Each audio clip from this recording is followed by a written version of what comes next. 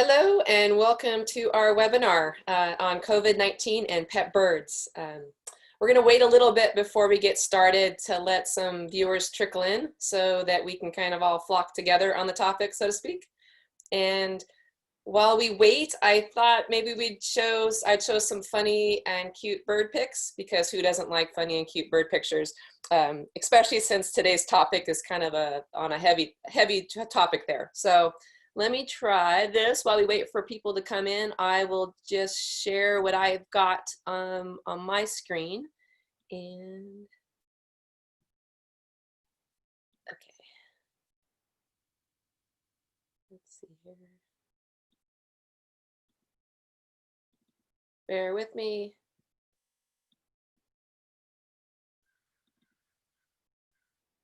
Okay, I gotta start at the top here. All right. I'm sure some of you can kind of relate to this. Hopefully not too many of you can relate to this picture, because I know we're working from home and all, but birds do see a lot of our items, sometimes not as what they are, but as a new toy to figure out. So worst case scenario, keep your keyboards away from your curious beaks there. Thought that one was funny, but also I feel bad. I feel for the owner of this bird. Birds have a very silly side, of course, and people, they think of birds just perching all day. Well, we know that some birds don't perch all day. Some are rather silly. I think those budgies are judging the conure. They're just, you know, the conures are always the clowns, right? And people say birds never smile. These little Pioneus chicks, I mean, they're enjoying the sunshine. Look at those beaks. Those are definitely smiles. I'm guessing that they are happy to be standing right there getting that sunshine. And speaking of being warm and happy, I think this is a budgie, but I love this picture because he's in the handle of the coffee mug, just perched right there. I think there's some tea in there, but it's probably keeping him a little bit warm. I thought it was cute. Although, of course, you wouldn't want to pick that up and drink with the budgie in your hand. And then it's true. He does look like a watermelon, doesn't he?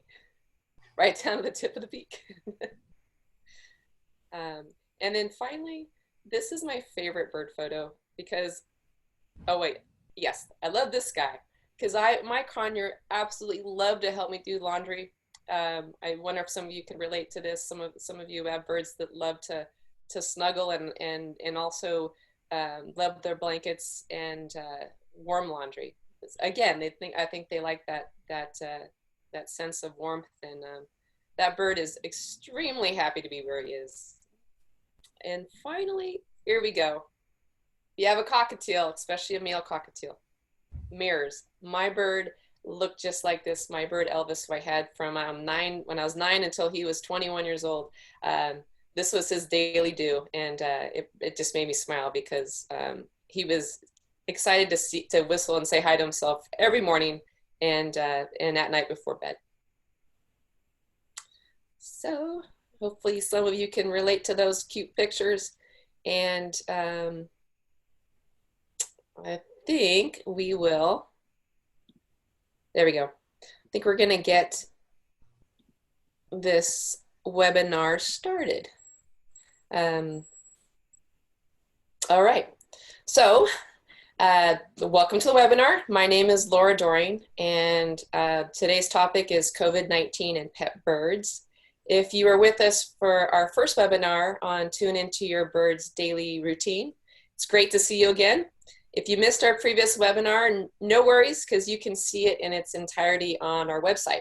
Just go to the landing page for that webinar and you can scroll down, hit click, and watch the video of the webinar that's been recorded. So to say that COVID-19 is on most people's minds, of course, is an understatement. These are unprecedented times for sure, and it seems like that we are learning and relearning more and more each day.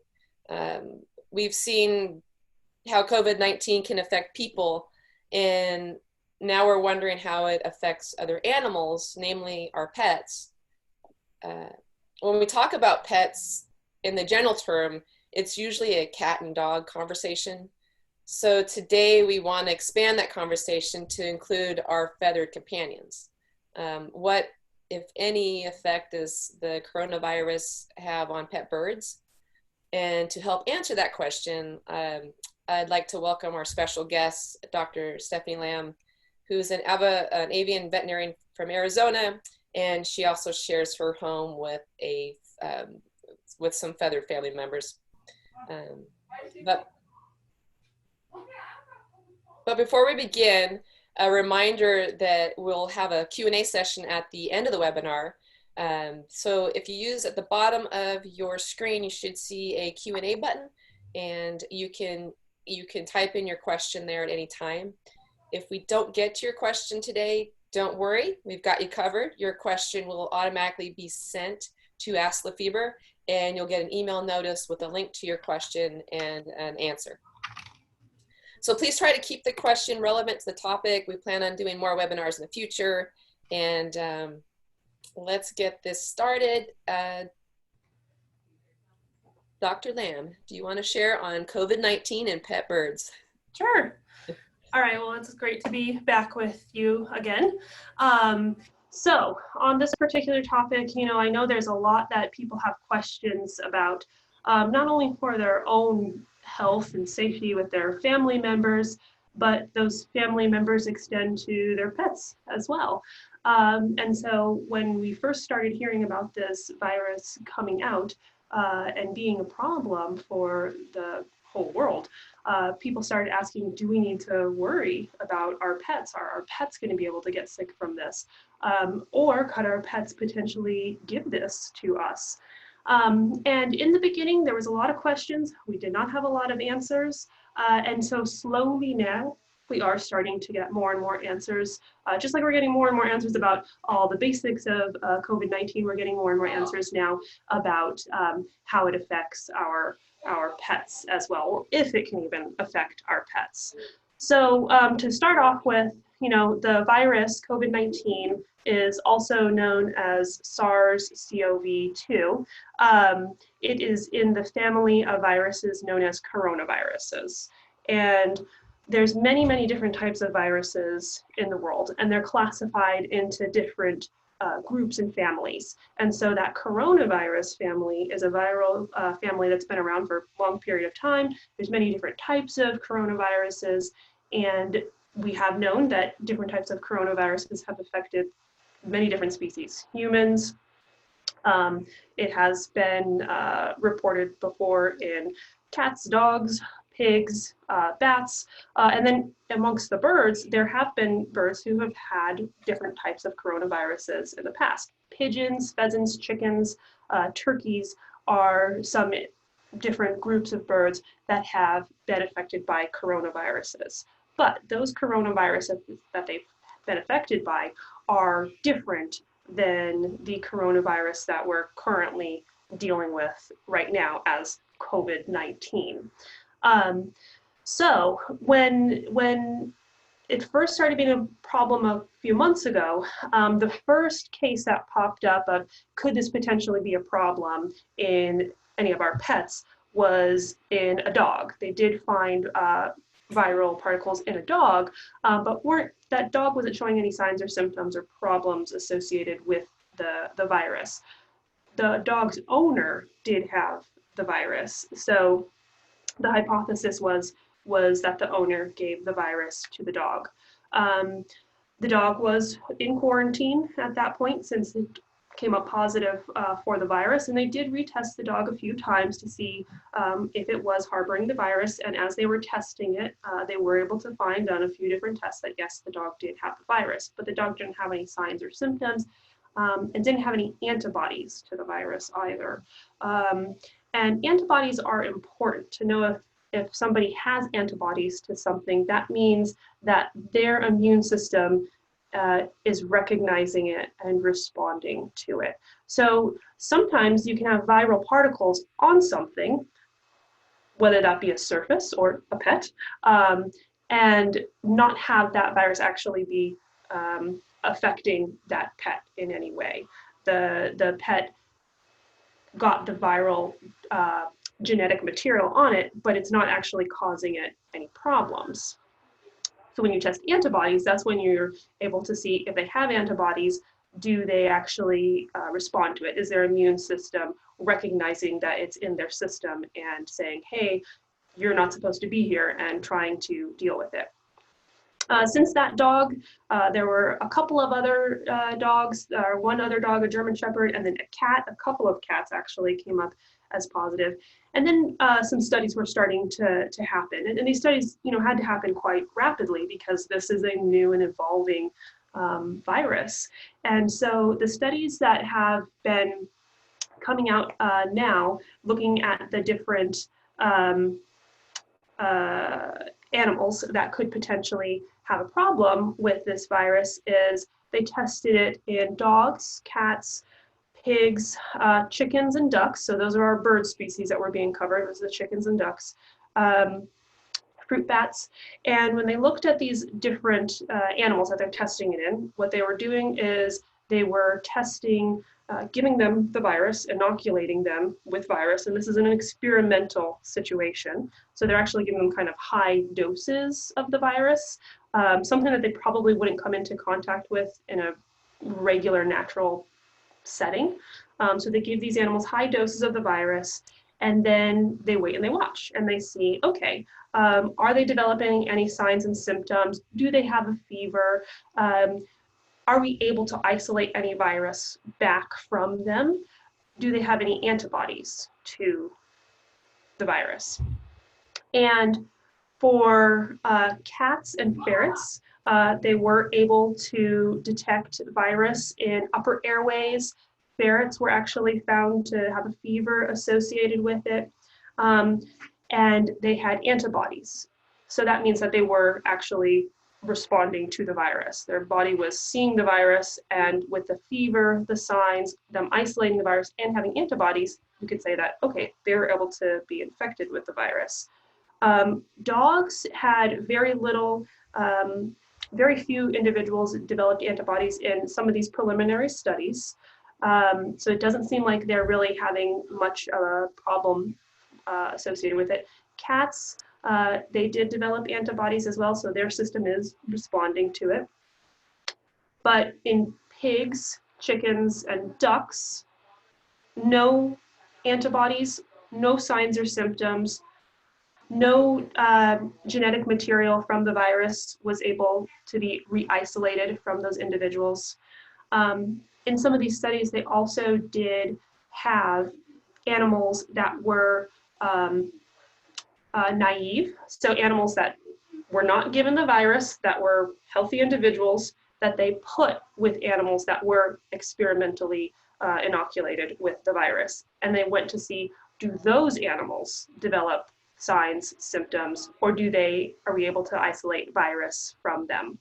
And in the ferrets, it was found that ferrets that were naive, that they themselves were not inoculated with the virus, but were exposed to ferrets that had been inoculated with the virus at very high levels, a few of them were able to actually come up positive for the virus as well.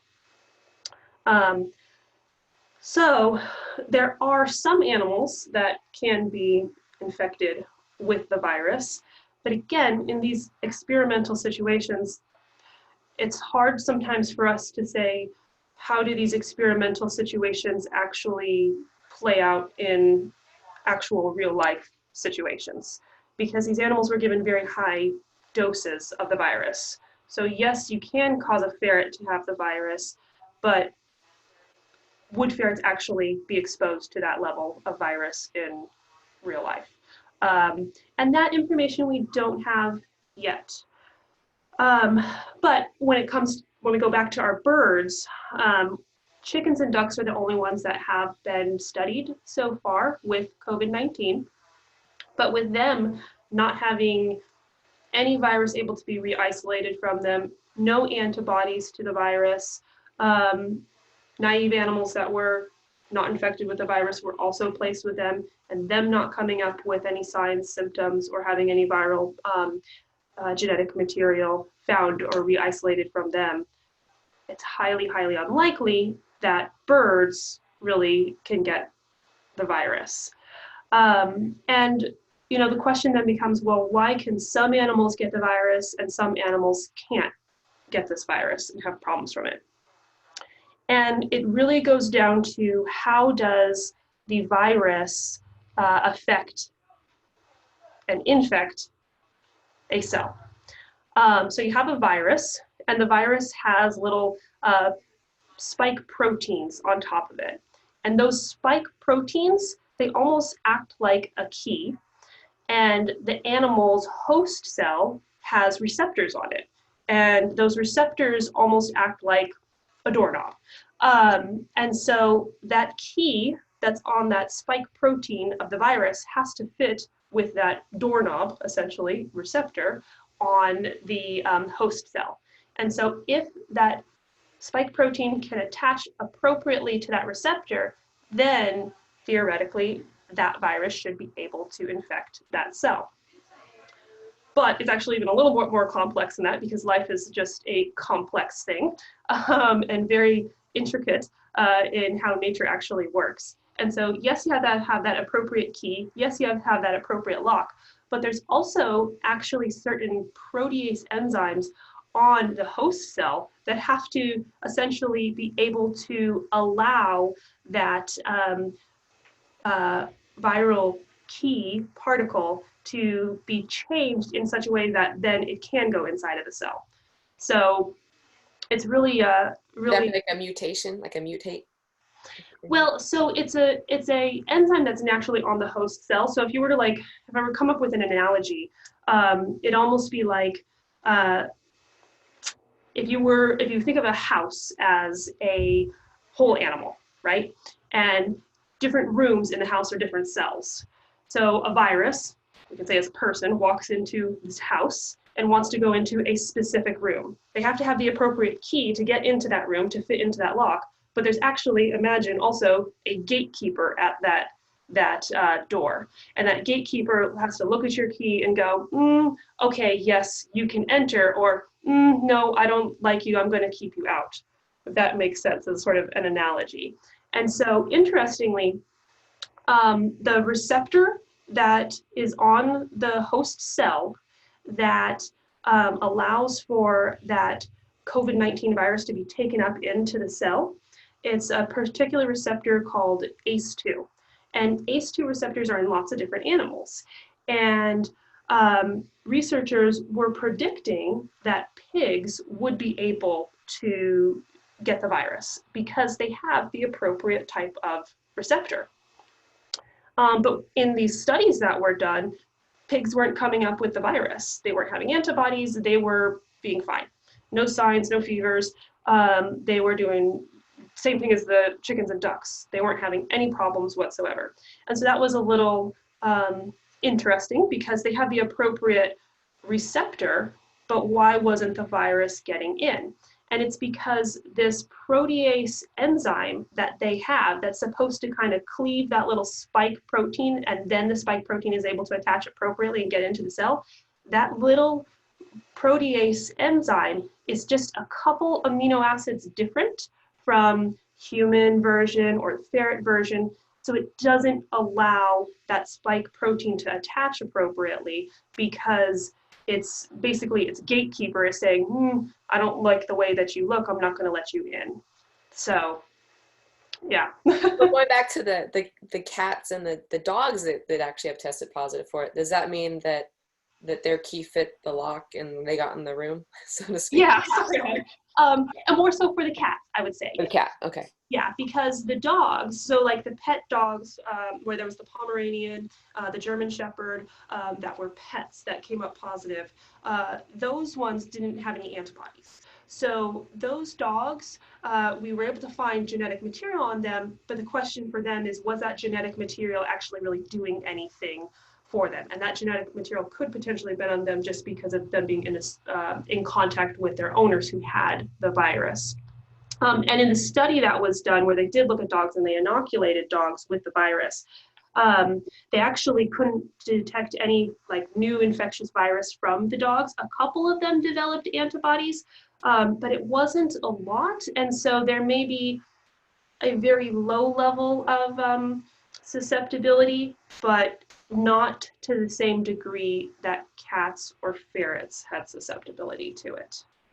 Okay, okay. And just to be, because I know at the beginning of when all of this reporting was coming out, there was some mistaken identity, so to speak, with COVID and Corvid. Yeah. So there, right at the get-go, it seemed like there was a maybe a thought that it had to be a connection with birds, and then um, so people from the get-go might have been thinking Corvid, COVID. They're not interchangeable. So just to state that fact that they are not related whatsoever. Exactly. Yeah. The COVID-19 is just the name of the virus, and it's really that co portion is because of the coronavirus part of it. It does not have any association with Corvid, which are a great group of birds. But no, they are not associated in any way. Okay, because some people are also a little bit more, now. Ironically, a lot of us are out and doing walks in nature now and trying to get outside if we can safely. So we might be. Some people have emailed about seeing dead birds, like wild birds outside. If there's any connection whatsoever, but it sounds like from what you're saying that it's just they're not connected at all. Yeah, it's probably highly unlikely that they are connected because, again, in the bird species we have studied, and of course there's about 10,000 different species of birds, and the reality is we're never going to study all those species, but chickens and ducks are one of the common species where we are able to do studies in on various different medical things and get some good information that we try to broadly see if it'll fit for other species. And it doesn't work for every different type of disease or virus that's out there, but with what we have so far, with them not being able to become infected with the virus, at this point, it's still highly unlikely that any other species of bird is. Of course, other studies need to be done in the future to truly say that, but birds that people are finding outside in the wild that are deceased are probably deceased for other reasons unassociated with this particular virus. There's lots of different infectious diseases out there that we do know birds are susceptible to. Take avian influenza, for example. There's many different varieties of avian influenza. There's low pathogenicity, high pathogenicity, and various ones within those groups that birds could potentially be passing away from that. But there's plenty of other viruses. There's bacterial infections, parasitic infections, fungal infections, and then there's human-induced problems too. Birds sometimes hit windows, and just because they don't always necessarily hit a window and die from hitting the window and lay right there next to a window. Sometimes they're able to get up and go away, but then they have some sustained trauma that makes it so that they can't continue to survive in the wild and they die somewhere else. Cat attacks, there's lots of different reasons for wild birds being found deceased and, unlikely to be associated with this virus. Okay, good. And you would also, can you give us some advice on how to practice good hygiene at home with our, in and around our house and our flock, and what we can do coming and going from our residences, from our houses, to protect us, and how that might involve our interactions with our birds? Yeah, sure. Really, because one of the best things we can do is just maintain appropriate biosecurity so that we aren't having any problems come up, whether it's from this virus with other people or other pets or any other infectious disease that's out there. It's always important to maintain appropriate and good biosecurity. So number one, hand washing. I know we've heard a lot about it, but hand washing really goes quite a ways to just get material, debris off of your hands. Soapy water, washing your hands for 20 minutes to get stuff off is really, really beneficial and helpful for lots of different infectious problems that are out there. Cleaning, cleaning our homes, cleaning surfaces of things, particularly if we are really being good about maintaining social distancing, and say you order something and somebody drops it off at your door, you might want to consider wiping and disinfecting things that people are dropping off. And there's the good news about coronavirus in particular is it is easy to destroy with common household disinfectants. It's an envelope virus, and those types of viruses will be a little bit more susceptible to being various common household disinfectants. So things like bleach, I mean, most people have bleach in their homes, hydrogen peroxide, quaternary ammonium compounds, like those little Lysol, like hand wipe things. You can use those things to wipe down surfaces if somebody brings you a box or a bag of food or something and leaves it at your doorstep. You can just gently wipe things down so that any viral particles that could potentially be on there are cleaned off. Of course, before you touch your birds, you want to make sure that if you were using any disinfectants, if you happen to have bleach or quaternary ammoniums on your hand, you really need to wash that off your hand, because you don't want your bird coming in direct contact with those particular things. Cleaning your home, you can safely use bleach in households where birds are, but it's best to have them out of the room while you are cleaning those particular locations. You want them in a separate airspace because bleach can be irritating to the respiratory tract. And once things have been cleaned appropriately and dried appropriately, then birds can go back into the room. It's also really, really important when you are using cleaning agents and disinfectants that you follow the instructions that are on the labels.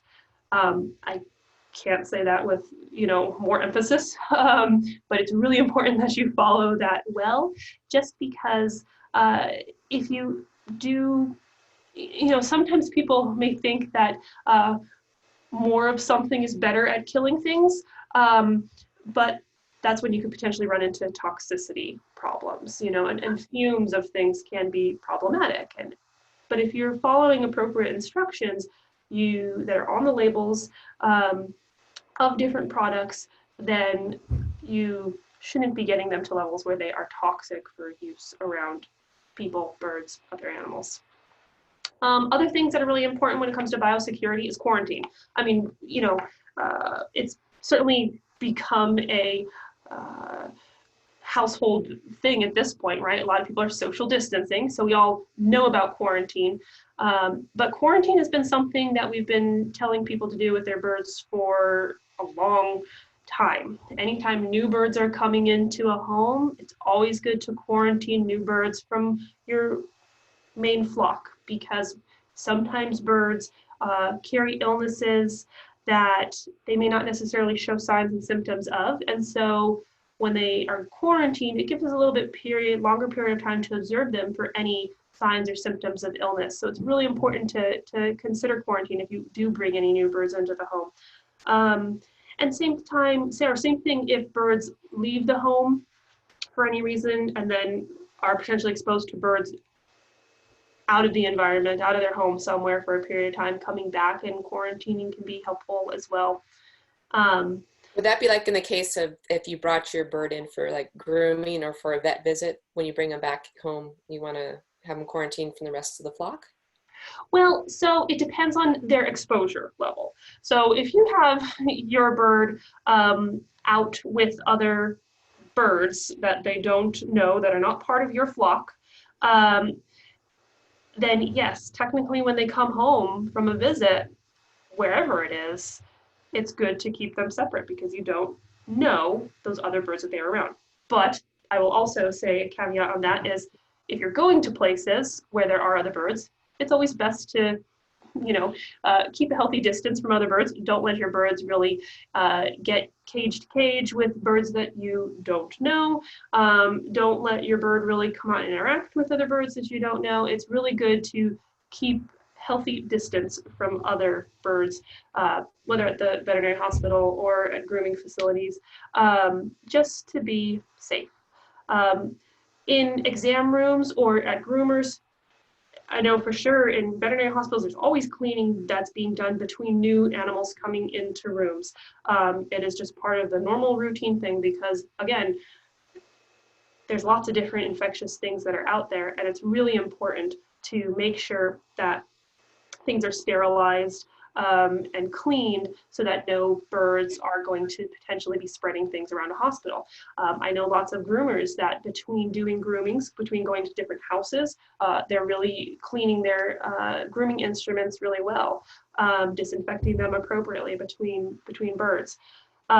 So it's more of if you're letting your bird play with other birds that you don't know, it'd be best to have a little bit of quarantine time if they're coming back home after playing with somebody that who knows who it is and what they could be carrying. So right now we're all getting used to social distancing with ourselves and our peers and our family members and our co-workers. So it almost seems like our birds have set us up for good practice that we follow what we do with them is social distancing. Yeah. So just a question about quarantining inside the home. So let's say that unfortunately a family member has symptoms of the coronavirus. I've read that potentially if someone had coronavirus and they pet, say like a cat or dog, and then someone else touched that cat or dog and pet them as well, that person it could be a transfer of the virus. So I'm thinking of a scenario in the home where maybe someone might have symptoms of it and they're like petting their bird or touching their bird's toys or cage or in their environment. Just I guess some homes are having to deal with the having a family member quarantine into a separate area of the household while they get a test done. So I imagine that person would want to limit their contact with their pets, like their bird. Yeah, you would. Just be with any animal, whether it's a bird, a dog, or a cat. It's important that if you are having signs and symptoms of an illness, to limit your contact with other pets, because if you are shedding the virus and you get it onto your pet when you're petting them, then your pet could go to another family member in the house or another individual in the house, have viral particle on them. They then get pet by another owner, and then the owner could be exposed to it, or other owner could be exposed to it that way. That's what we call a fomite in medicine. So fomite is something that isn't can have viral particles on it, but itself isn't like necessarily infectious. It's just that it has viral particles on it and can act in transporting the virus to another location. Okay. Yeah.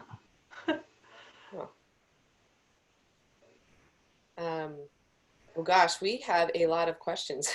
We have some questions to throw at you here if you're ready for them. Sure. All right, hang on 1 second. Okay. Someone wants to know, Daniela wants to know if you could comment on the sick tigers and lions at the Bronx Zoo and what it means for domestic cats and other pets, especially parrots. Okay, so for the cats at the zoo, I know that there is still quite a bit of stuff going on with them, and we don't have all the answers for them as of yet. But the one individual at the Bronx Zoo who did come up positive for the virus, that one, I guess, was in contact with a keeper who had the virus. So now I understand that there were some individuals that were having respiratory signs and symptoms, cats having respiratory signs and symptoms, and that's why the testing was done. But I believe it's only one individual that actually tested positive. So the question still remains as to whether or not the viral particle that was on that individual was actually causing signs and symptoms. I believe that testing is still sort of in the works, and so I could potentially have a totally different answer than what I have right now tomorrow. As far as our pet cats, again, in the study that was done where they gave cats really high amounts of the virus, they weren't able to re-isolate that virus from the nasal passages of cats. And they did find antibodies in those cats. That means that they were infected. Again, those were experimental situations, and experimental situations, they're often giving a way, way, way higher dose of infectious particle than what one would likely be able to come into contact with in a real world situation. However, that being said, because we know that you can re-isolate the virus and they have antibodies, it's best to, if you are sick, have somebody else take care of your cat. We wouldn't want your cat to be coming infected with the virus. At this point, it's suspected as probably a low likelihood in a natural setting that a cat is truly going to pick it up, because they gave such high viral particles to the cats to actually get them to have the virus. But because we still don't know for certain, it's really going to be best to, if you're sick, somebody else should be taking care of the cat.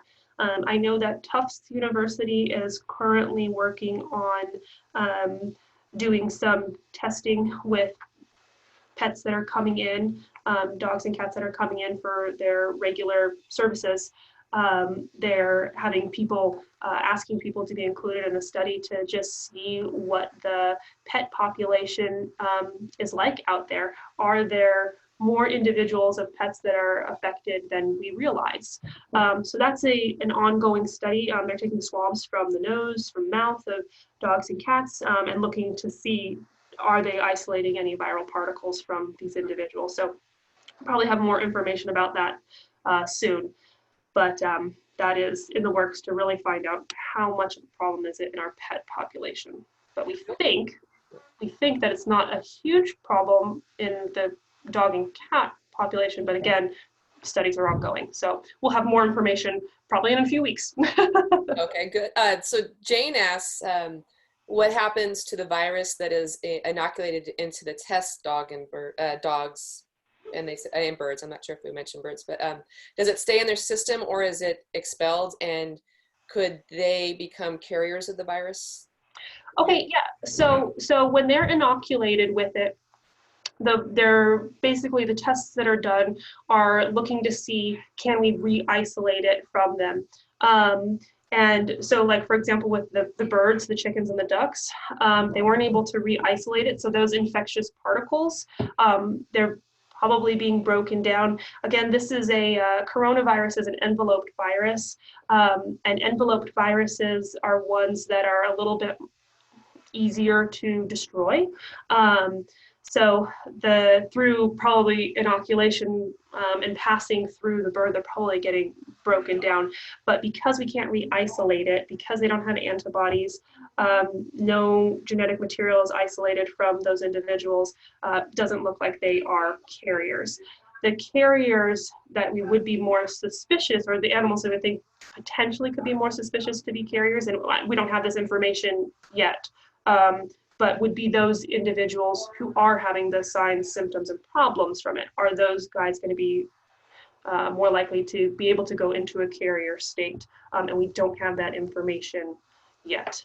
And part of, I think, the Tufts study will hopefully answer some of that for us as well, because if they're isolating any virus from the dogs and cats that are just coming in routinely for their regular veterinary services, if they are having some of those guys be coming up positive, maybe are some of those guys carriers, and that's where more studies are going to have to be done to really see, is there a carrier state in these guys? And unfortunately, it's just unknown at this time.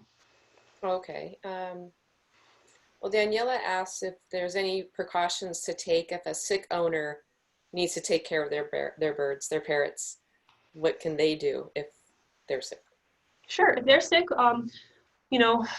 face masks can be helpful to some degree, just limiting a little bit of viral particles that are produced. Yes, there's studies that are out there that show varying information on how helpful they actually are, but at least it can reduce a little bit.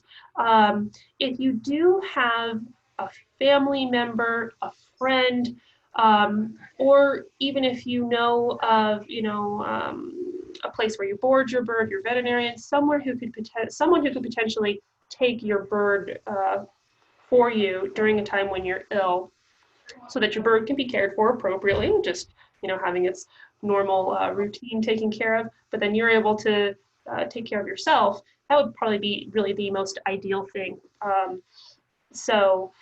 But limiting your contact with them, washing your hands, since we know that it's spread in secretions, respiratory secretions, that masks can be helpful, but making sure you're not like eating some food, getting stuff on your hands, and then going and interacting with your bird, because then you could potentially be, getting viral particles somewhere. Again, we're not so worried that the bird's going to pick it up from people at this time. But again, just being really cautious and making sure that we're not spreading viral particles around everywhere. Having personal protective equipment is a good thing. Okay, I have a follow-up question for that. So is there a preference between good old hand washing with soap and water versus hand sanitizer when interacting with your birds? If there's a preference, or does it matter?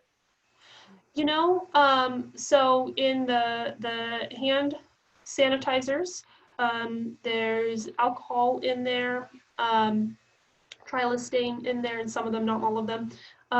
Those are going to be effective at getting rid of coronavirus particles, but hand washing is really quite effective as well. For this particular virus, I'm not too sure that there is a difference for this particular virus. For some other types of infectious diseases, the hand sanitizers might be a little bit more effective against some other things because of that alcohol content in it, versus your soapy water is really helping to remove debris more. So. Okay, thank you. I was just curious myself on that. So I have a question a comment from Carolyn. She is president of the Australian Rescue and Rehab of Wildlife in Queensland, Australia. And she says, I interact with a lot of members of the public in relation to wild parrots. I have been getting a lot of questions from people I just can't answer and worry they may not call in a rescue for fear of COVID-19 transmission. Is there any downloadable material? Okay, let's see, maybe we'll have to answer this that she can use for not-for-profit, a fact sheet to help educate. So she's getting questions, it sounds like, from people that are fearful of helping with the wild parrots. Yeah. There. Well, after this webinar, we were, planning on probably doing a little update on the Lafeber website for the COVID-19 article that's up there. And once that addendum is added on, it's going to have a little bit more information about what we do know in the chicken and ducks. And it's showing that it's not, they're not susceptible to it. So, that's something that could always potentially be a resource for people, is that particular article, to show that at this point, we're really not thinking that birds are a problem. So we shouldn't worry so much about this particular virus with them. Okay, and Trisha asks an interesting question. If ever the virus gets on feathers, do we have any idea of how long it would last, how long it would survive? Oh, I don't know the answer to that question yet. I might have to get back to that particular question, because when it comes to viral particles, there's, a lot of times there's studies that are done to say how long a virus is infectious in the environment.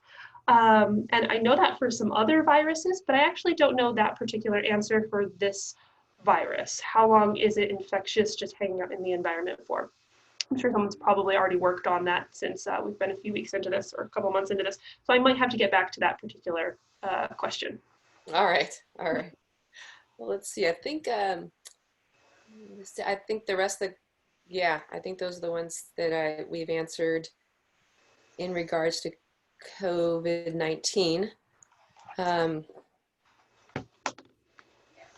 So yeah, we'll put some resources, like you said, on our website that people can download and share, and and I'm sure we'll have many more updates on COVID-19 and how it's developing both in our worlds and our animal kingdom in the weeks and months to come. So um, thank you very, very much, Dr. Lim, for your insight today.